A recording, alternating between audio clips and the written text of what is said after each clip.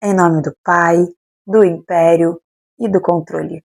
A história do cristianismo como projeto de poder. Um vídeo que a igreja prefere que você não assista. A fé é uma das expressões mais profundas do ser humano. A espiritualidade atravessa culturas, corpos e vozes. Mas quando a fé é apropriada por instituições de poder, ela deixa de ser caminho de conexão e se torna instrumento de controle. E foi exatamente isso que aconteceu com o cristianismo, uma religião originalmente marginalizada, nascida entre pobres, camponeses, perseguidos, que acabou transformada em ferramenta imperial, patriarcal, colonizadora e racista. Esse vídeo é um mergulho nas origens dessa transformação e em tudo que ela apagou, queimou, distorceu ou matou no processo. Então vamos começar pela construção do diabo. O diabo não existia nos moldes que conhecemos até séculos após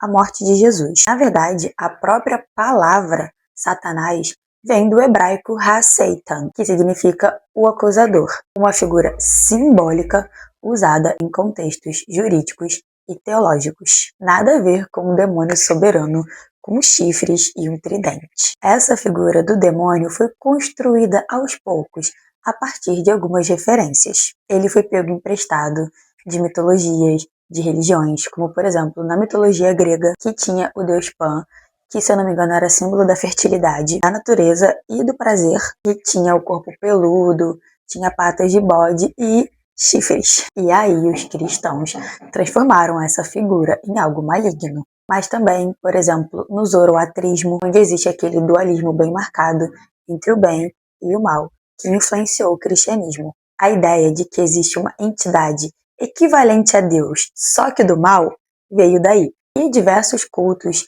pagãos, principalmente na Europa, com deuses da natureza, da fertilidade, esses deuses foram demonizados. E assim a igreja cristã conseguia eliminar os seus inimigos de outras religiões. O diabo é uma construção simbólica usada para justificar perseguições e para consolidar doutrinas e instaurar o medo como método de dominação psicológica.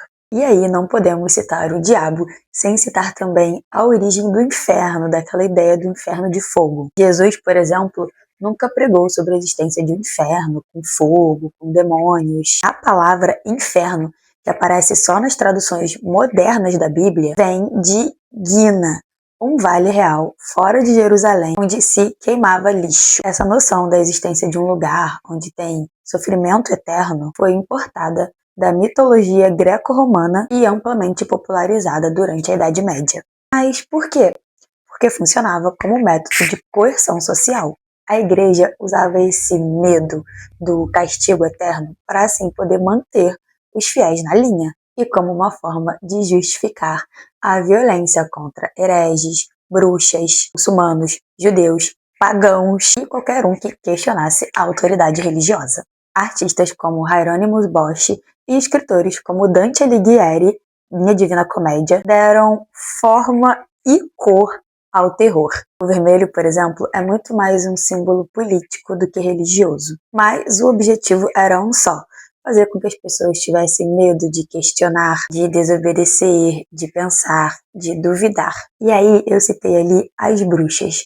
Mas quem eram essas bruxas? O que foi chamado de caça às bruxas foi uma das maiores violências de gênero institucionalizadas da história. Entre os séculos XV e XVII, estima-se que mais ou menos 60 mil pessoas foram mortas acusadas de bruxaria. 80% eram mulheres. Mas quem eram essas mulheres que estavam sendo acusadas de bruxaria? Elas eram parteiras e curandeiras, mulheres que detinham sabedoria sobre o corpo, sobre a sexualidade, que a igreja chamava de conhecimento profano. Eram mulheres viúvas, solteiras, pobres, ou mulheres que recusavam o casamento. Eram mulheres livres, sem dono, sem amarras. Eram mulheres que ousavam questionar os seus maridos e mulheres que detinham conhecimento de herbologia, de ervas e de chás. A igreja, junto com o Estado europeu, criou então esse arquétipo de bruxa maligna, uma desculpa para perseguir todas as mulheres que escapavam do molde patriarcal da época. O manual Maleus Maleficarum, que vem do latim, que se eu não me engano significa Martelo das Bruxas, de 1486, que foi escrito por dois inquisidores católicos, ensinava como identificar e interrogar essas bruxas. Era um verdadeiro guia de tortura sexualizada e pura misoginia. Essa caça às bruxas foi uma guerra contra a autonomia feminina. E até hoje os seus reflexos permanecem na forma como o corpo da mulher é policiado. Mas essa transformação do corpo da mulher em pecado não veio só daí. Ela vem junto com a criação do mito do pecado original. É aquela história, né, que abre a Bíblia, que todo mundo já conhece. Eva desobedece, come a maçã, que nem era maçã, mas tudo bem. Ela convence Adão, Adão a segue e ali nasce o pecado original. Mas vamos abrir essa narrativa. No judaísmo não existe essa noção de pecado herdado. Cada um é responsável pelos seus próprios atos. Foi Santo Agostinho, no século IV, que elaborou essa doutrina, essa teologia do pecado original, como uma justificativa para a necessidade do batismo e da submissão à igreja. Santo Agostinho sempre teve problemas com a sua sexualidade.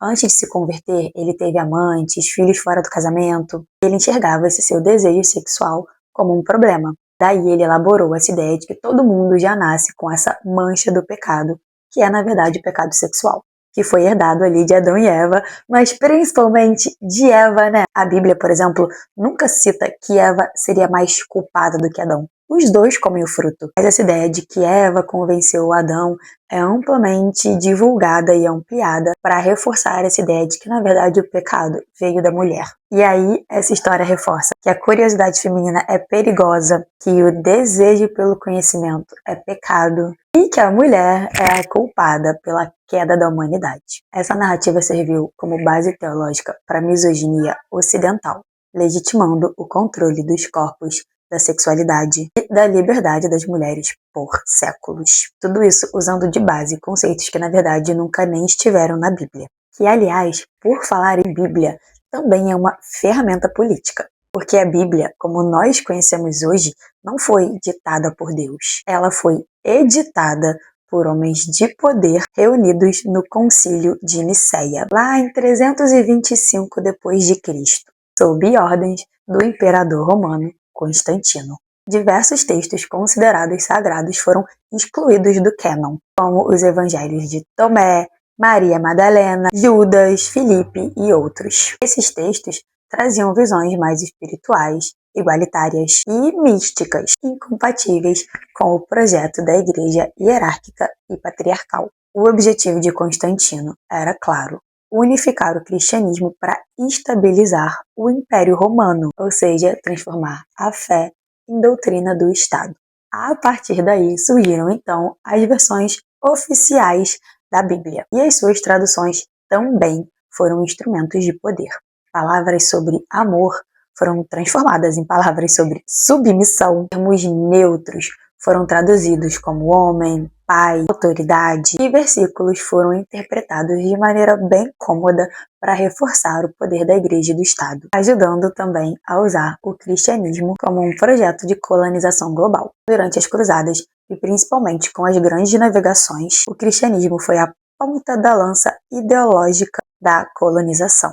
A lógica era simples. Vamos evangelizar os povos selvagens. A verdade era, vamos dominar, catequizar, explorar, escravizar, matar e roubar as suas terras. Povos indígenas na América Latina foram colonizados à força, religiões africanas foram demonizadas, culturas asiáticas foram completamente apagadas, tudo isso usando o pretexto da salvação. Segundo eles, a missão era levar o Cristo Redentor, mas na realidade era só escravidão, genocídio, etnicídio e apagamento de outras culturas. Até hoje, o racismo religioso contra religiões de matriz africana, por exemplo, é herança direta dessa ideologia colonial cristã. E até hoje a gente vê a religião sendo usada como uma arma política. É só a gente olhar ao redor. Igrejas aliadas ao fundamentalismo político, influenciando leis, censurando escolas, combatendo direitos civis, bancadas evangélicas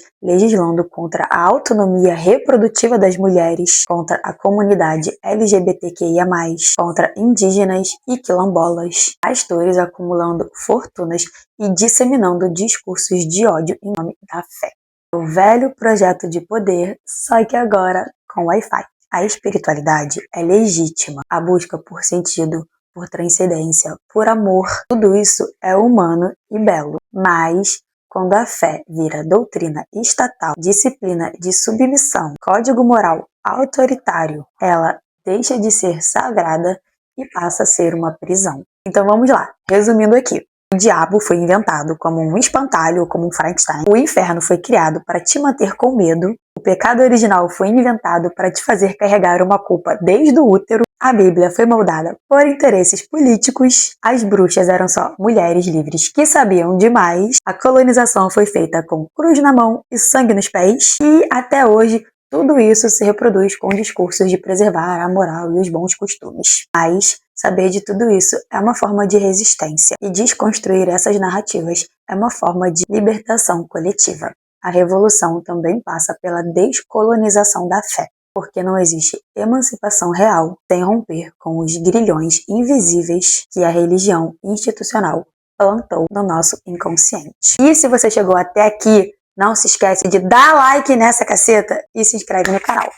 Beijo!